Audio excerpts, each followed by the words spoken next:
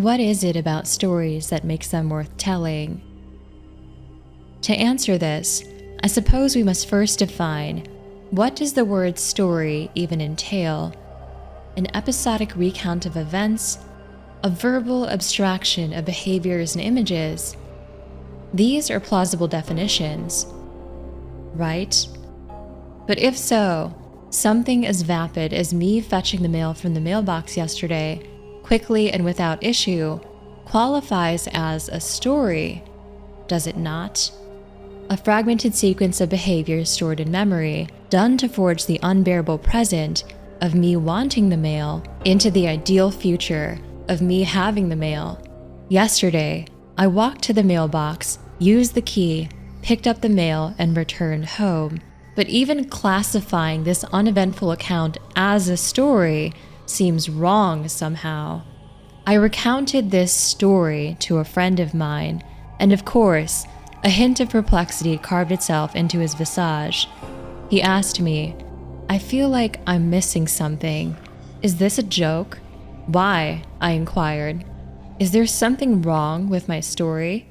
Maybe if there were some obstacles you faced when fetching the mail, like a neighbor's dog or something else outside," he said. Fascinating. Note that he selected the word obstacle, which I would liken to the word anomaly, a deviation from what is usually expected. So, suppose there was a large dog, perhaps a German shepherd, obstructing my path to the mailbox, barking at me incessantly and thus necessitating caution. Now we've inserted an agent of the unknown into this story, something poised to encroach upon my comfort and engender negative emotions. This would have been just outside my home, a realm characterized by security and predictability, a realm of explored territory. But had I encountered this anomaly, the obstructive barks of some unidentified canine, I'd have to circumvent it somehow, creatively, strategically. And if I couldn't, and depending on the severity of my failure, perhaps I'd be reluctant to fetch the mail in the future, at least for some time. This sounds a bit more like a story, doesn't it? So, was my friend's suggestion right? An agent of the unknown, an obstacle, an anomaly, seems a crucial constituent, somehow, in some way, of a compelling story, something that my original account did not possess. In that case, I have a better story for you, if you'll grant me a second chance.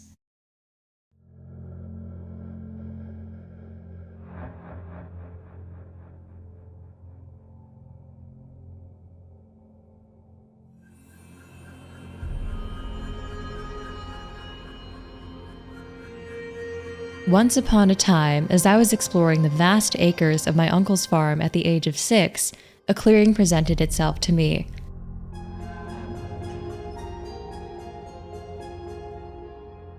Just beneath the branches of an elderly tree was a magical leather belt. Yes, a magical leather belt.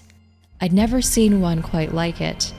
It had seemingly been left behind by a farmer, leaving it ripe for my taking. I emphatically shouted, "Someone left their belt here," to my brother ahead of me, as I darted past him, trudging closer and closer to my precious find. It was rather immaculately textured for something so thoughtlessly misplaced.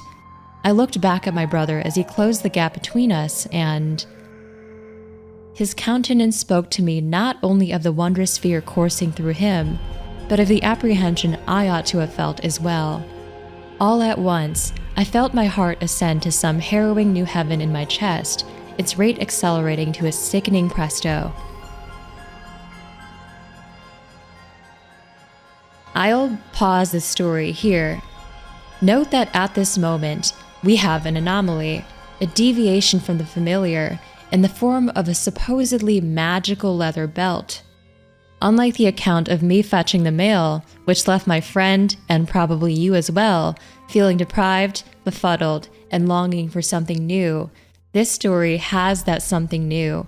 The magical leather belt is that something new. Specifically, it is something novel, that is, striking or captivating in the sense that it doesn't quite resemble anything you've encountered yet, or at least not in the way you imagined or anticipated.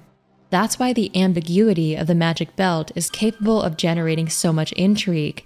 It's an agent of the unknown, an anomalous embodiment of the unfamiliar, which is exactly what we passionately crave in our stories, the sublime and the novel in any form imaginable, coupled with our quest to comprehend and coexist with it. From the moment that I had uttered the words magical leather belt to you, the gears responsible for generating metaphors had already begun turning to some capacity within your mind, just as they had in my mind during this encounter. Why? Because a magical leather belt cannot be directly associated with anything you've encountered yourself. This phrase warrants some degree of crude image and word processing in our minds for us to begin speculating about its appearance and significance. Even on the off chance that you have had an experience with a leather belt of a fantastic nature, there's no way to ascertain that your experience with such a belt could adequately prepare you to hear of mine, of this one, right now.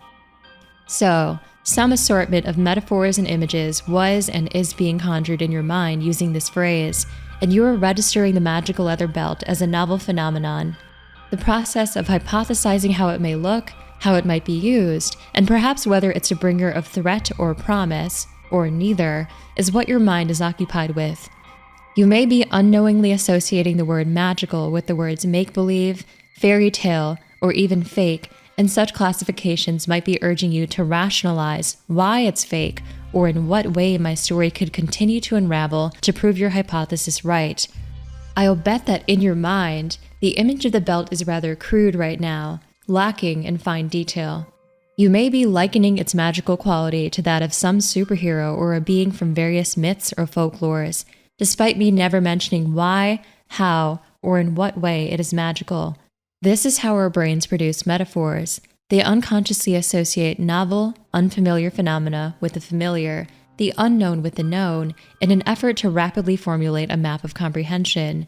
In doing so, certain vague, imagery-based attributes are likely being applied to the belt in your mind, perhaps causing it to vary in color or size from the next person's mental image of it. The belt may be vaguely coated with the sparkles or dust that we often superficially associate with the appearance of magical objects, and may also be animated by some ill-defined pattern of movement, in the way that magic is commonly illustrated to animate inanimate objects, perhaps causing the belt to fly or just slightly wiggle. The variation in our metaphors and mental images of the belt is fascinatingly wide. One of my friends conjured up images of himself kneeling in front of a treasure chest, having just uncovered the belt within some sort of mystical cave, indicating an implicit association of the belt with hidden treasures and riches, and perhaps the quests undertaken to find them. Another friend visualized a more metallic belt that housed a number of gadgets, quite akin to Batman's utility belt, because that's what his mind, and possibly yours as well, drew a pattern to, constructing a metaphor as a basis for understanding. Well, I've withheld the rest of the story from you for long enough. Let us resume. My eyes darted back towards what I had discovered, and I could only discern the last segment of the belt that I'd once seen, as the buckle was no longer visible, and this segment was notably more narrow and cone-shaped than the blocky, rectangular figure I'd initially laid eyes upon. My body remained frozen, deathly still as my mind continued assessing what I had just seen. My brother protectively extended his arm out in front of me, and soon after, I arrived at the epiphany. The belt had moved, slithered away of its own volition. It was gone now, and it hadn't been a belt at all, but some meandering serpent.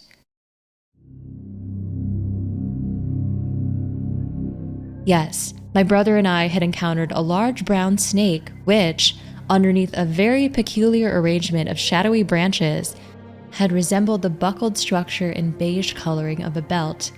We retreated back a few steps as it vanished from our sight completely. It seemed right, then, to proceed along a new path, and we did, now with a renewed cognizance of the unknown terrors that might have awaited us, namely, those too well obscured to be accurately discerned upon first glance. Just moments before, security had been rapidly unlearned, and a new breed of fear, a dutiful wariness of unseen evils, had wriggled itself into my brother and I for the rest of our walk, and for many a journey thereafter. Fascinating. So, what do you think of the belt now? The scientist would call it a snake, sure. But the storyteller, the keeper of myths, would insist on calling it a magical belt. Why do you think this is the case? As human beings, our innate inclination towards unraveling the novel's secrets through exploration and reasoning can be loosely described as curiosity or inquisitiveness, an attribute we find especially abundant in the minds of children. At least in part, this sheds light on our proclivity for stories that put humans face to face with the anomalous unknown. When we contemplate the novel, certain faculties of our brains are intensely roused, faculties that remain dormant when we act in the secure realm of the familiar.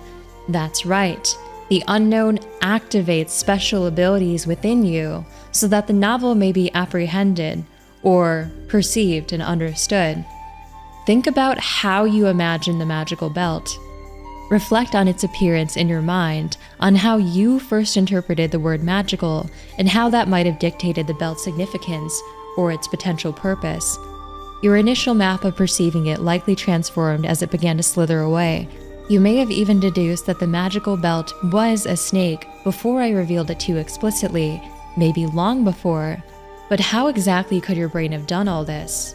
This process of image generation, fantasy, and hypothesis brewing within your mind represents the crucial faculty of our brains I alluded to earlier. Our ability to apprehend the unknown, to perceive novel things and discern them as bringers of threat or promise. This task is largely assigned to the right hemisphere of our brains, which specializes in making sense of the currently inexplicable and strategically devising an approach to comprehend and combat the unfamiliar. This is exactly what the right hemisphere of my brain was charged with during my encounter with the leather belt. It induced the negative emotions of fear and anxiety and inhibited my behavior as its way of granting due respect and caution to the potential danger of the unknown, signaling to me that I ought to tread cautiously. This is precisely why I froze in my tracks upon seeing my brother's frightened face, halting any further movement and allowing me time to assess the potential danger around me. In that moment, my right brain astutely applied patterns to make sense of the object, drawing metaphors from it to something more familiar, a belt in this case. By doing this, a basic schema was constructed for understanding what it was, why it was there, and how one might adaptively act in its presence. But upon gaining more info and applying it to that initial schema, I recognized more and more mismatches between my mental model and what I was seeing. This is how I determined that the belt was, in fact, a snake, and how you may have as well, through image-driven pattern recognition. And just like that, a new map of meaning was rapidly constructed. This is the incredible power of the right hemisphere of the brain. Its ability to perceive and imaginatively hypothesize about what we don't yet understand, plunging us into the anxiously creative, cautionary state of being to do so. As we've now established, stories like these not only demonstrate how the teller's right brain processes attempted to make sense of the unknown during the encounter, but also how the same processes are catalyzed in the listener of the story. Because the transmission of these mental models is possible, humans have learned to regard stories as boiling vessels of experiential wisdom, as growth food for the brain's cognitive models of behavior for various circumstances. These models are constantly transforming through imagined trial runs in our realms of fantasy, rehearsals done in preparation for the impending real encounter, should it ever befall us. After my encounter with the snake, it's only natural that some of my imagined trial runs of exploring the woods thereafter ended in a nasty snake bite, after which I'd succumb to the serpent's caustic venom. If this had ever befallen me in reality, I'd be rather reluctant to walk the woods for some time, perhaps an amount of time commensurate with the severity of the bite and my resulting woes. My association of novel things with fear and danger would strengthen in my mind, and I'd impose limitations upon myself to ensure predictability and prevent pain. For some time, my right brain would discern the unknown more often as a threat than as any kind of promise, as potential danger more so than seeds of happiness, especially if I found it in a forest. It's for this reason that severe failures that we experience, especially periods of recurring failure, awaken that corrosive urge within us to box ourselves in, to withhold ourselves from embracing the new and the novel. and cling to the secure realm of the familiar, perhaps to a prison masquerading as a bedroom. That prison, devoid of the novel and thus depriving us of right brain stimulation, is where our creative and imaginative faculties rot and fester, a place we've all found ourselves in before and locked ourselves into, sometimes even throwing away the keys. It's a nasty impediment to psychological well-being, an anomaly like no other. This story of this prison and the prisoner who inhabits it is what I wish to share with you in due time. Before we can dive into this story of this ailing prisoner and his liberators, we should ask, how do you envision yourself faring against that snake in that same garden that I encountered it in? Wouldn't it be easy if it really were the same snake every time? And wouldn't it be great if all of life's anomalies were so predictable, so similar in form and in magnitude? But this is wishful thinking if there ever were such a thing. New snakes face us every day, and no two snakes look or act quite the same. How can we creatively, adaptively extricate ourselves from a given plight, no matter what form the snake may take? That's the real question, the fundamental dilemma that perpetually ensnares us. Our capacity to deal with anomaly is the sacred lifeblood of stories, a task designed to unlock the transformative potential within us. It's a skill, really, to triumph in circumstances that defy and negate all applicable reason, suffocating us with tremendous pressure under which the right brain is activated to quickly generate adaptive insights. It's understandable, then, that stories that stimulate this part of our brains, urging us to draw patterns and metaphors to foster our creative juices, set themselves apart from stories that don't. Those patterns and the newly generated behavioral insights born of them are the real prize, the true takeaway of any good story.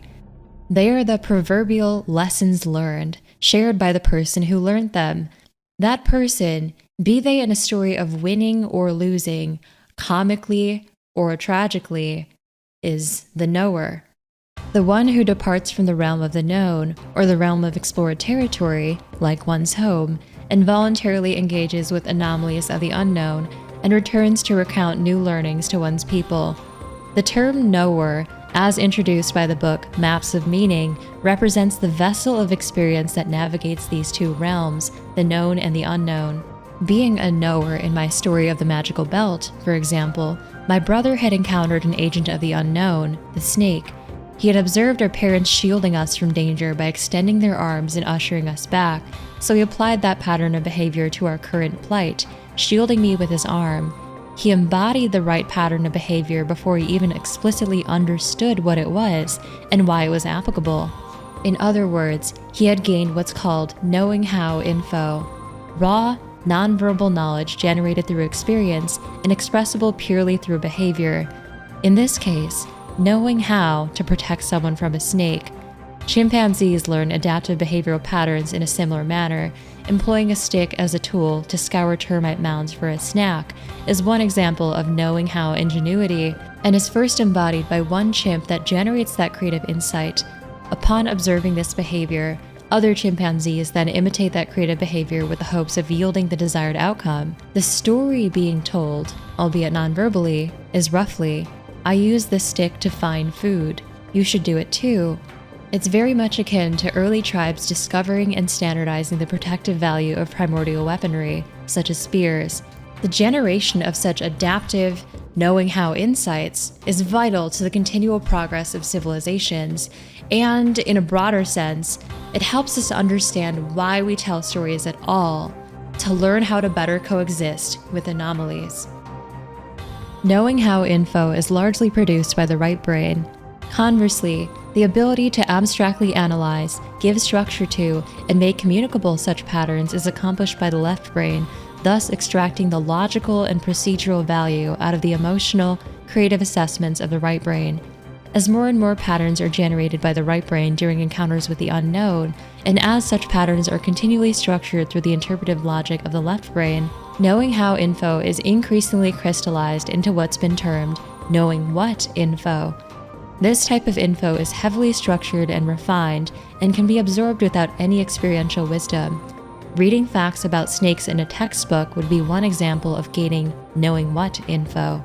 From an evolutionary standpoint, this effectively explains how humans have accumulated the vast pools of abstract, scientific, knowing what info we have today, via a recurring process of the knower engaging with the realm of the unknown and adaptively generating behavioral patterns, unrefined knowing how info, to bring back to the realm of the known.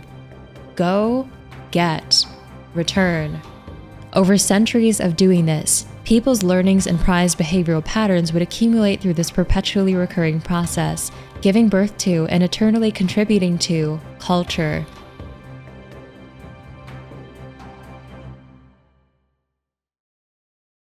Through this process, our raw, creative behaviors generated from facing anomaly would gradually gain structure and definition, eventually reaching the level of scientific, objective truth.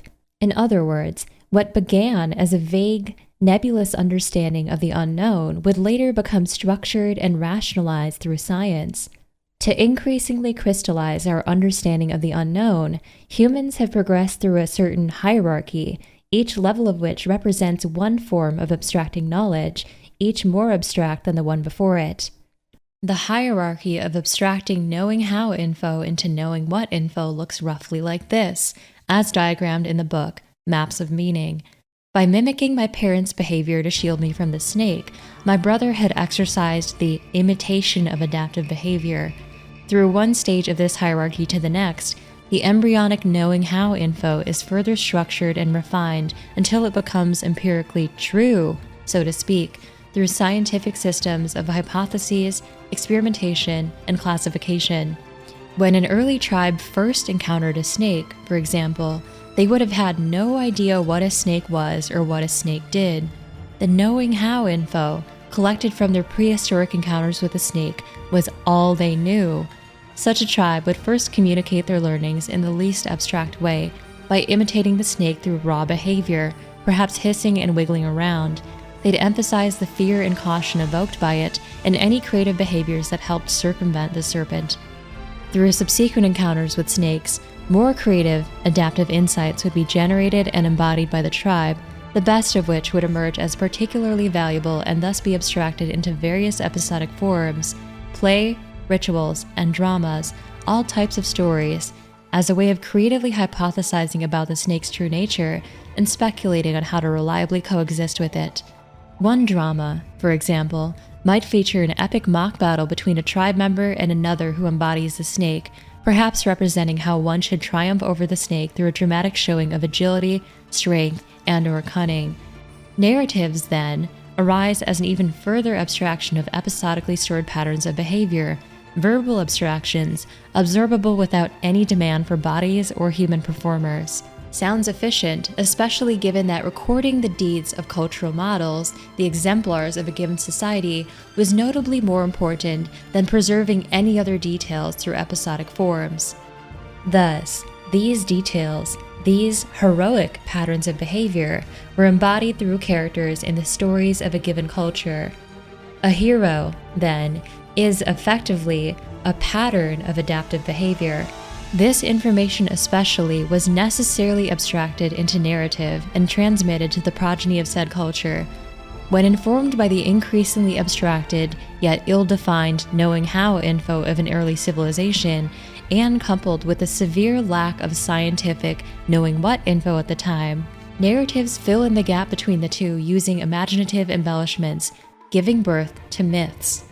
Hence, myths represent our attempts at capturing and crystallizing the significance of the wondrous, novel phenomena around us for which we can develop spiritual and personal meaning through stories, but which we cannot yet explicitly understand or scientifically explain. And so, we're back to where we began. When I recounted my story of the magical leather belt to you, the magical leather belt, why do you think I told you that it was magical? Of course, I know what a snake is, and chances are, so do you. But again, there was a long period of human history when not a single person truly knew to a scientific, knowing what degree.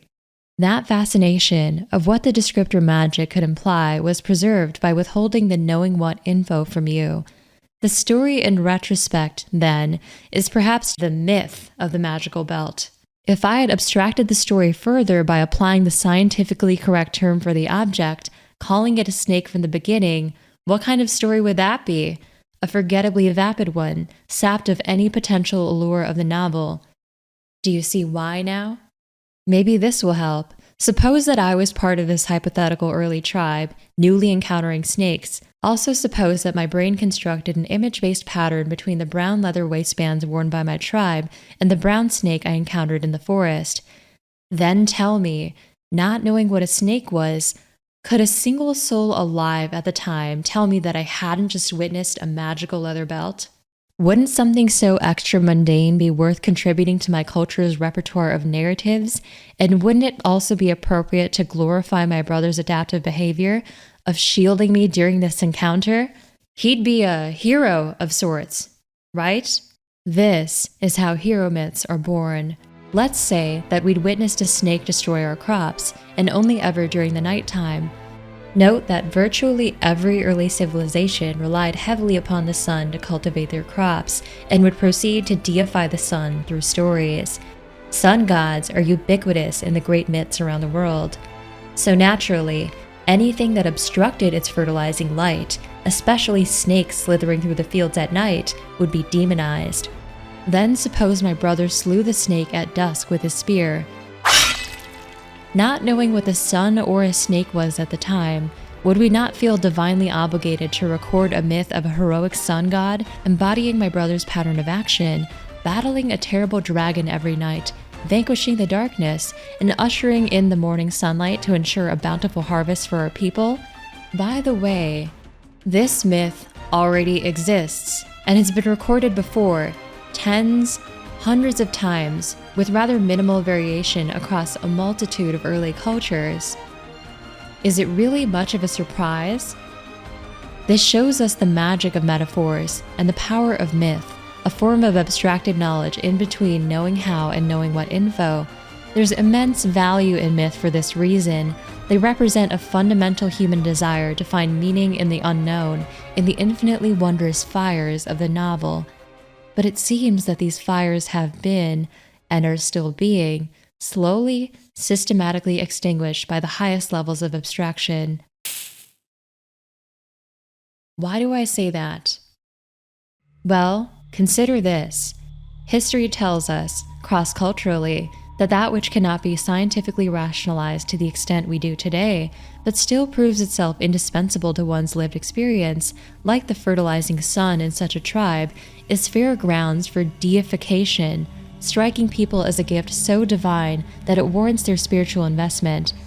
Something like this, like the sun, proved so far beyond the comprehension of the collective consciousness that early cultures grasped it as a higher and grander being than they themselves. What couldn't be rationalized scientifically would be pseudo-rationalized through the spiritual embellishments of myth and religion. But what happens when we can and do scientifically define the sun and the snake as a star and a reptile, and not the awe-inspiring gods and dragons that we once thought them to be? What happens to the narrative? What becomes of the myth which we imbued with so much spiritual value and endowed upon our successors as divine truth?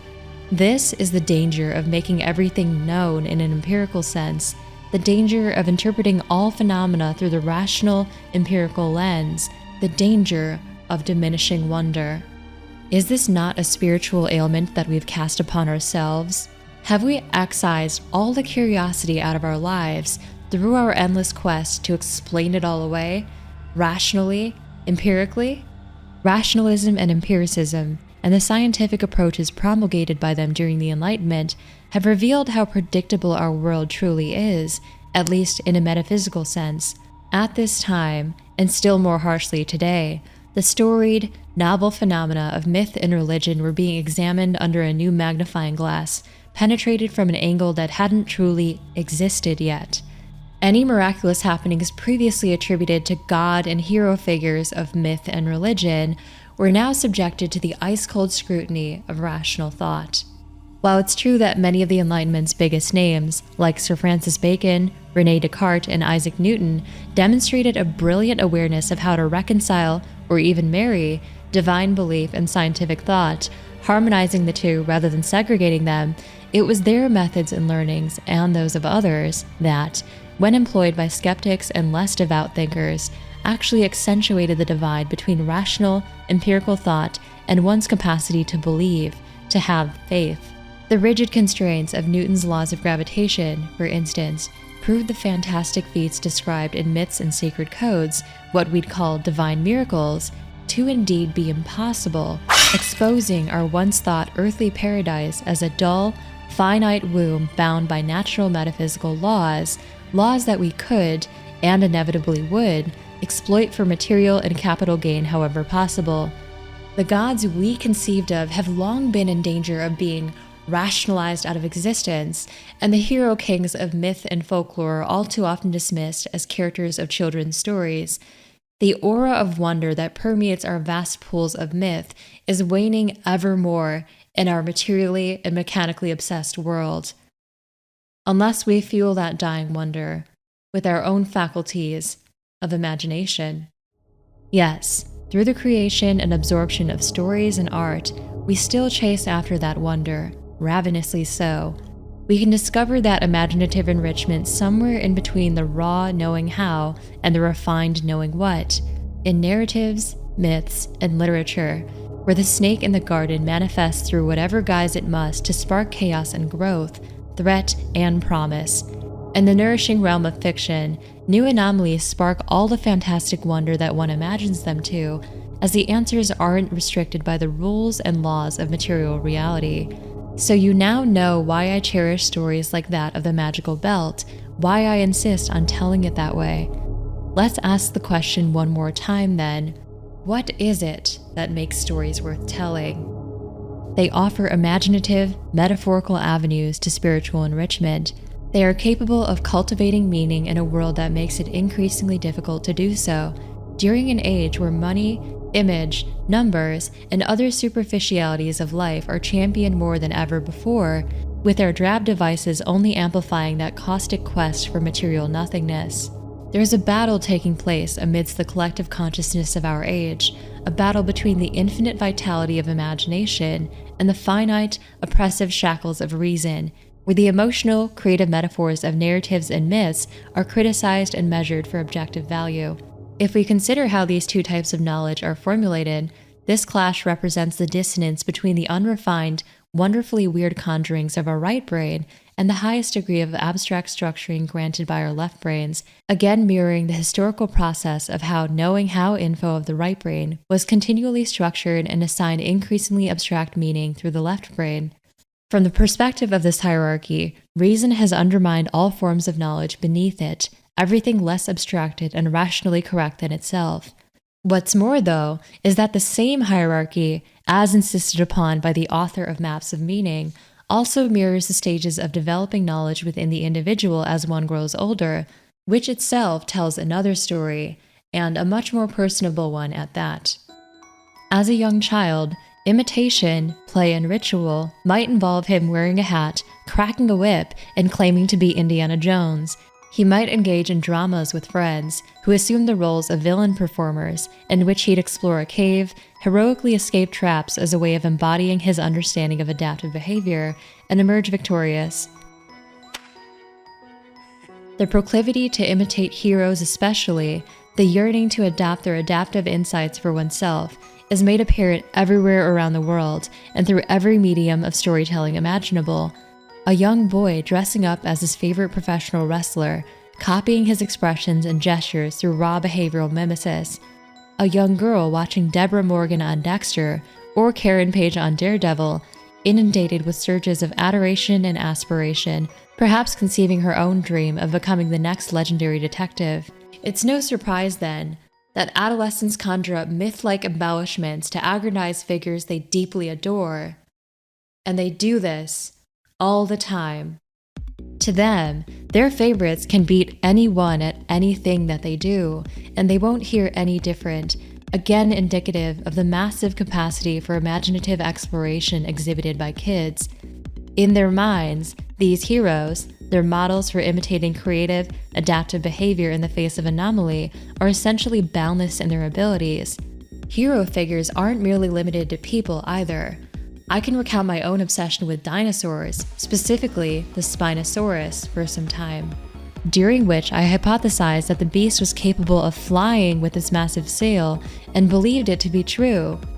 In reality, as far as we can gather empirically from its remains, my theory of it taking flight obviously wasn't a plausible one for a carnivore of this gargantuan size.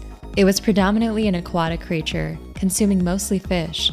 The imaginative embellishments I added to the creature were born of my glowing ardor for it, of my faith in it to transcend science and be something more mythical and magical than anyone could tell me it wasn't. I felt most elated in thinking that this was the case, that it could fly amongst other fantastic things. My older self would call me an idiot, making sure I knew that the Spinosaurus couldn't possibly have taken flight. I would douse my younger self's imaginative fires with my curt, cold responses backed by rational thoughts combined with empirical evidence. This is the transformation we are fated to. As we fall out of the wonders of childlike vitality and into the excruciating realities of material existence, imagination is overtaken by reason, and the lesser, creative forms of knowledge are overmastered by the empirically, rationally true forms. Stories of the fantastic and otherworldly, then, sharply wane in their worth, rendered valueless by the cynicism of the rational mind. We see this transformation from adolescent wonder into the dull apathy of adulthood in so many of our popular stories. Of these, I'd wager that SpongeBob wasn't your first guess, but if it was, congratulations. This is a perfect representation of that fall from the wonder of youth to facing the facts of being an adult, embodied by SpongeBob and Squidward, respectively, and is so profoundly relatable for this reason, even if the viewer doesn't explicitly understand why. This is something Lemon alludes to in his project. There will never ever be another cartoon like SpongeBob. While the energy exuded from SpongeBob is very much akin to the imaginative spark we find plentiful in children, Squidward embodies our fall to reason, a paradigm of the world that glorifies all material value, in this case, the fame and money of being a professional musician, with little regard for anything else. He denigrates the very prospect of play and drama, the more embryonic stages of embodying ideas, all the time, when he sees it enacted by SpongeBob and Patrick. In the episode dubbed The Idiot Box, Squidward proves himself blind to the imaginative wonder that the others find so abundantly in the box, and demeans them for acting so enticed by it.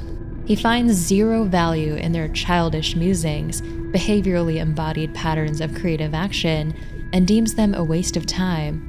He even slices up SpongeBob's rainbow of imagination with his hands.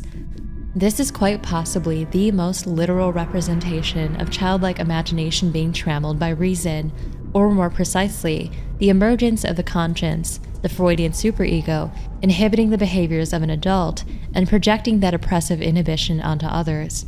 You can observe a similar dynamic in most stories that place giddy children alongside sullen adults who despise their chirpy presence, like Alan Grant and Timmy in Jurassic Park, again illustrating how the superego obstructs the adult from displaying their inner energies, acting as an orderly system of logic and reason that punishes one for mismanaging the raw impulses of the Freudian id. Should one disobey the superego, guilt, embarrassment, and other self-critical repercussions would ensue.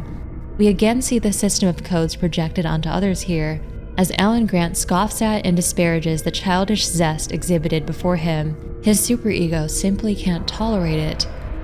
When our faculty of reason, our systems of judgment devised to ensure the desired outcomes, governs more and more of our daily lives, imagination ossifies evermore. It's for this reason that for many of us, our lives seem to fall into a metaphorically lower realm when we grow older, sapped of the raw allure of exploration that once enchanted us as children. This transcendental clash of disparate forces within our brains has been a topic of interest for many acclaimed minds throughout history, with Albert Einstein, Carl Jung, and Sigmund Freud being just a few that advocated for imagination as the boundless faculty of our minds. The battle between imagination and reason has been perhaps most profoundly embraced, articulated, and foreseen, though, by one poet-painter of the Romantic era, William Blake. Blake's vehement emphasis on the importance of opposite forces, namely of the contrary faculties of the human spirit, was brilliantly expressed through his gargantuan body of work. Fathering his own map of meaning through his prophetic books, he and his works were widely ridiculed during his time, with many deeming him nothing more than a madman. After his demise, however, the distinct allure of his art, coupled with the deeply complex spiritual themes of the accompanying poetry, have garnered fascination from all sorts of scholars, artists, and philosophers around the globe. It's now in the 21st century, perhaps more than ever, that Blake's profound system of unraveling the essences of the human spirit through the marriage of art and literary metaphors has proven itself a reflection of not only the contrary energies warring within us as individuals, but of our collective consciousness in the age of reason, of material and mechanical dominance. By representing those contentious faculties within our minds as figures in his own mythology, such as, fittingly, characters embodying our abstract powers of imagination and reason, he demonstrated an almost unparalleled, holistic understanding of the human psyche. His works, and the invaluable learnings contained within them, have deeply inspired many a creative to incorporate his esoteric ideas. Bruce Dickinson, Iron Maiden's lead singer, once released a solo album by the name of The Chemical Wedding, chiefly influenced by Blake's ideas of employing alchemy to tear down the corruptive institutions of our material world and the desire to revitalize the energies that we have long lost, again alluding to the ongoing battle between the rise of reason and the fall of our imaginative powers. Arguably the single grandest original project spurred on by Blake's thematic messages, though, is not a musical album, a novel, nor a film. It is an incredibly nuanced interpretation of Blake's mythological characters, one coated with a rather flamboyant and cheeky exterior, concealing the narrative brilliance that lies submerged far beneath it. A 2019 video game by the name of Devil May Cry 5. This is a story that, much like Blake himself, implores us to become intimately familiar with the disparate faculties of our psyches, and also like Blake, embodies such faculties through characters who, of course, encounter anomalies and dramatically diverge in their responses to such encounters. Anomalies and dealing with them are what stories are all about, remember? How will you bounce back from the snake's venom? And how will I? One of these characters, representing a faculty of the mind himself, embodies a heroic pattern of behavior, as we've so meticulously elaborated upon. He is the knower of this tale, continually intent on creatively engaging with the unknown, generating adaptive insights, and retrieving rewards to protect his people in the realm of the known.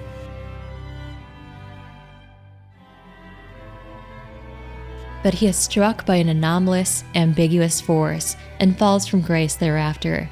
He is bound to the very same drab, dreary pains of material existence that we are, himself losing his divinely crafted arm and replacing it with a lowly mechanical one. He knows not of the anomalous entity that had rent his arm from his body. In his weakened state, this heroic knower is unable to provide protection alone. He must seek the aid of the supernatural in one of the other embodied faculties, who finds him resting in a hospital bed in the aftermath of his dismemberment. The adversarial force, the very same that struck our hero, announces his ascendancy to all other faculties, who suffer and fall to earth as he rises to the skies. This character once suffered through a ghastly anomaly himself. Yes, the corrosive bite of the snake beneath the tree at a terribly young age. He sustained severe psychological damage from this early encounter, damage that he now strives to make wholly impossible from ever befalling him again. He is now the fundamental antithesis to everything our hero, and really every hero, represents. He seeks to eliminate the prospect of anomaly in its entirety for himself, to preclude the possibility of there ever being anything novel, anything unknown to himself ever again, because the mere concept of something, anything existing outside of his knowledge, utterly terrifies him. He himself is thus an echo of rationality diminishing the imaginative and spiritual wonders of our world, a reflection of how our collective consciousness is ailing in our overly predictable, controlled lives that we live in our own finite wombs of security and comfort. He embodies our fearful wishes to maximize predictability and limit anomaly to the absolute vice.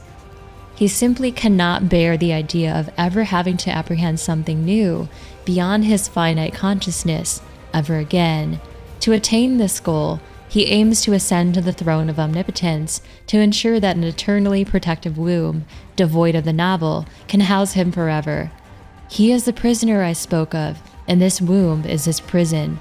Any intruder that should appear would be expected, and thus promptly neutralized by his godlike power. A tyrannical embodiment of reason, like that which poisons our world through incessant rational advancement. He wishes to escape anomaly forever by reducing himself to his prison, preventing his own progress indefinitely. A description like such dually articulates the thematic messages of this video game and Blake's prophetic vision alike, a vision of one faculty of the human psyche ascending above all others, lowering all else to the excruciating reality of material existence, the faculty of reason. It's as multi-layered of a metaphor as is conceivable. As otherworldly as this prisoner and his self-constructed prison may seem, this prisoner is you, and this prisoner is me. Our prisons are our bedrooms, our offices, anything that we cling to evade the world's unknowns, deathly afraid of any entropy that may come our way. He is a piece of our minds that solely operates on what we know and emphatically opposes the mere concept of there being anything beyond it. He is a slave to the idea that anomaly is just too painful. On an individual level, the rise of this faculty is essentially mirrored by the emergence of the Freudian superego as a traumatic response to the horrors of the Freudian id. But in both Blake's works and DMC5, the division of the individual psyche into superego and id, as reason divides the soul, is then superimposed on the fallen world that emerges from reason's claim to the throne, the ailing microcosm of the mind being mirrored by the macrocosm of the outer world. This is depicted by the creation of a finite pocket dimension. It's all an illusion. An illusory paradise that reflects the individual's intransigent need to preclude anomaly altogether, thus forever imprisoning himself in a vortex of his own self-imposed limitations. But there are cracks in this dimension. I can see them. Can you? Cracks that indicate that this artificial womb, this suffocating shell devoid of wonder, can be shattered.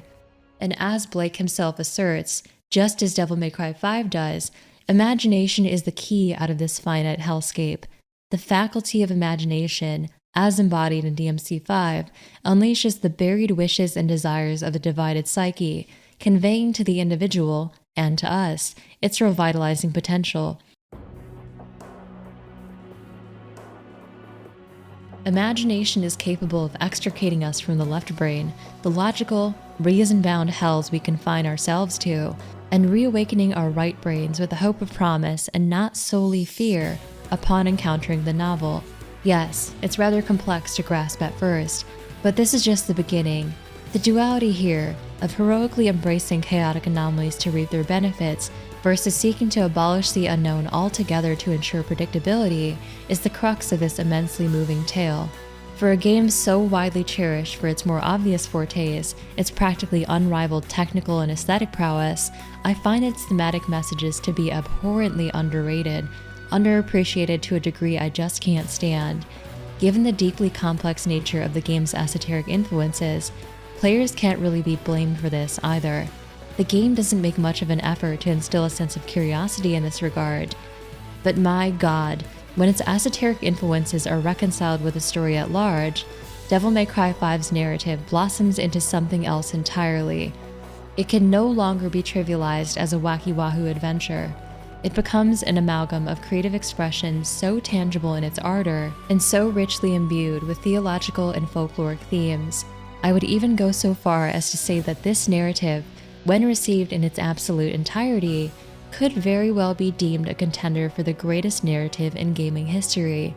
The question then becomes, Just how often is this story received in its entirety, experienced and understood through every conceivable angle, no matter how abstruse or complex?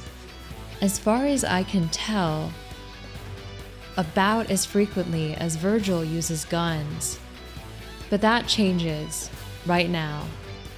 Upon reading and studying the game's more esoteric influences, Blakean and otherwise, for several months now, my desire to capture and concretize these esoteric messages has grown tenfold. I simply find this wisdom far too moving to remain submerged in a dizzying sea of arcane knowledge, out of reach from its intended recipients. It's a profoundly nuanced translation of the contentious forces warring within us, the best gaming has to offer, and that nuance is massively amplified by how those forces are translated into gameplay. It's time to illuminate all of that, everything that lies beneath the surface that I can possibly offer. So, how should we proceed, leaving no stone unturned and leaving no anomaly unchecked? Well, we've pinpointed Blake as one crucial influence to guide our analysis, but there are a couple of others as well, who will especially assist in structuring the journey of our knower, the hero of the hero myth that the game tells to us, and what that myth signifies on a more fundamental level. He is the slayer of the snake, like my brother in that hypothetical ancient tribe. As alluded to earlier, hero myths often aim to aggrandize and idealize the knower, romanticizing his unfaltering willingness to embrace the unknown, celebrating his ingenuity when confronted by anomaly, and cherishing his learnings and gifts upon his return to the realm of the known, to his culture. In doing so, the knower emerges as a social revolutionary and either expands or simply reclaims his realm of explored territory, guarding his domain from the threats that encroach upon it. The same premise loosely describes nearly every great narrative of our age. Thus, early myths hold immense value in discerning what heroic patterns of behavior actually entail, and partially explain why today's models of heroism largely reflect those same patterns, just with slight distortions and cultural flavorings to keep things fresh.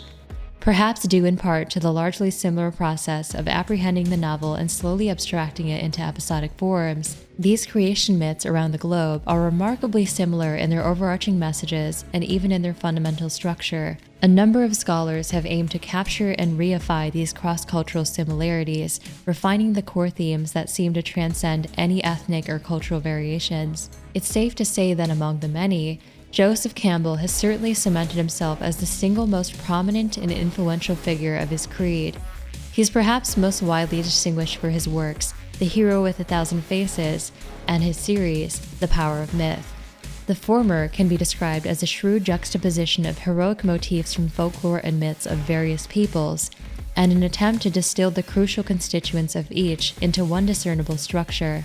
This book proved itself the most celebrated attempt at uncovering nigh-universal meanings across the myths of various cultures, framing the essential structure of the hero's journey with the 3 stages I keep repeating of departure, initiation, and return, or more simply, go, get, return, and further codifying each of those into more intricate stages, together comprising what some call the Monomyth.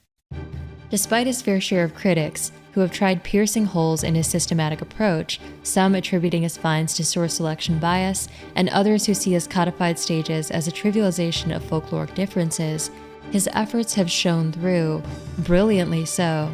It cannot be overstated just how seminal his findings have proven to be in the conception of narratives of the late 20th century and beyond, be it through films, books, or video games, whether he had anticipated his works to be like such or not. The hero's journey has proven instrumental to the ambitious minds of practically every creative industry. Most famously, though, Campbell had sown seeds of inspiration into many a burgeoning creative in the film industry and continues to do so today, namely into one man destined to be astronomically successful, and the first ever director to credit Campbell for his revolutionary contributions to the art, or more precisely, the architecture of storytelling, George Lucas. Yes, George Lucas. If we were to identify the quintessential story born of Campbell's Monomyth, it would be Star Wars, without question. The franchise's narrative essences, structure, and character writing were generously influenced by Campbell's findings, the call to adventure, the refusal of the call, the aid of the supernatural. Hello there. These stages, and many more from Campbell's Monomyth, are all there. Beyond George Lucas, though, a plenitude of authors and directors would subsequently glean elements from the Monomyth to inject into their own works. In Stan Lee's massive multiverse of superhuman beings, an unsurprisingly high number of their creation stories incorporate elements from ancient hero myths in structure and in motifs, such as the Sumerian and Mesopotamian hero myths that influenced Black Adam. Even outside of Marvel, though, Harry Potter, The Lion King, Karate Kid, and effectively Cobra Kai, Lord of the Rings, and countless other narratives were also strongly influenced by Campbell's structure. I should clarify that the Monomyth, his many stages within the fundamental threefold model, is to be seen as a repertoire of rich themes and metaphors to be included as one pleases, to aid the portrayal of the hero's transformation, more so than a rigid, clinical formula that one should adhere to unerringly. Although we will be exploring various folktales and myths to better crystallize the motifs of DMC5's narrative, the original 6-episode Star Wars series is especially invaluable for our sake, as the depth of parallels here is astounding. This is a game that, through very deliberate titling and placement of key events, makes optimal use of Campbell's stages. It's also one of the single best stories to teach the constituent elements of myth described in Maps of Meaning. This is no joke. DMC5 is an exemplary case of incorporating a wide array of influences and perfect for teaching people about them, about Blake, Campbell, and the power of myth itself. I see it as the quintessential story that teaches us more about the concept of anomaly itself and the adaptive patterns of behavior needed to overmaster it. Well then, with the narrative structure informed by Campbell and Peterson and the thematic flavor by Blake and some others, is it time to begin? Is my intro finally commensurate with the gargantuan analysis that lies beyond it? Well, it's at least time to find out. Let us begin. Brace yourself, as this one's going to divide you.